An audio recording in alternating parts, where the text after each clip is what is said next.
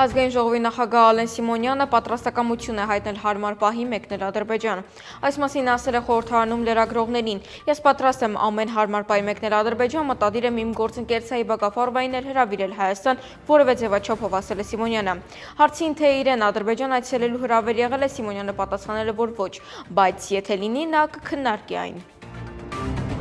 Թրամփի ուղղուստեղծման ու սպասարկման ուղղությամբ այս պահին ակտիվ քննարկումներ են ընթանում Հայաստանի և ԱՄՆ-ի միջև։ Այժմ լրագրողների հետ ճեպազրույցում ասել է Հայաստանի ԱԳ-նախարարի տեղակալ Մնացական Սաֆարյանը։ Երկու կողմերն են որոշելու, բնականաբար ամեն կողմ ունի իր մոտեցումները, երկու կողմի խորհրդակցությամբ է դա որոշվելու, ասել է փոխնախարարը պատասխանելով լրագրողների հարցին, թե ինչ մոտեցումներ ունի Հայաստանը TTIP-ի սպասարկմանը ներգրավող պոտենցիալ ընկերությունների մասով։ Հայաստանը բացառում է որևէ թուրքական կազմակերպություն կարող է ներգրավված լինել գործընթացում։ Սաֆարյանը նաև նշել է, լուծումներն ու ընկերությունների ընտրությունը պետք է համապատասխանի երկու կողմերի շահերին, բայց առաջնահերթ պետք է ստեղծվի հայ-ամերիկյան ընկերություն։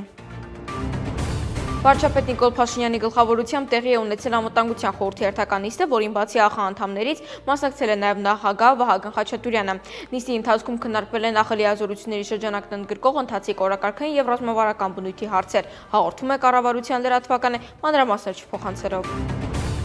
Թուրքիայի դատարան ավելի քան 4 տարվա ազատազրկման է դատապարտել հայտնի քաղաքական լրագրողներից մեկին նախագահ Ռեջեփ Թայիփ Էրդողանին սպառնալու համար։ Դատարանի որոշմամբ Ֆաթիվ Ալթային ճաղերի հետևում կմնա 4 տարի և 2 ամիս։ X-ում հայտնել է նրա աջակցող MLSA իրավապաշտպանական խումբը։ Լրագրողը ձերբակալվել է հունիսին, երբ մեկնաբանել է մի հարցման արդյունքներ, որոնց համաձայն հարցվածների 70%-ը դեմ է, որ Էրդողանը նախագահի աթոռի մնա մինչև իր կյանքի վերջ։ Իր յութուբյան ալիքում հրապարակված տեսանյութում Ալթային պնդել էր, որ Օսմանյան կայսրության մի քանի սուլթաններ կամ սպանվել են, կամ խեղդամահ եղել, ինչը դատարանը սպառնալիք էր որակել։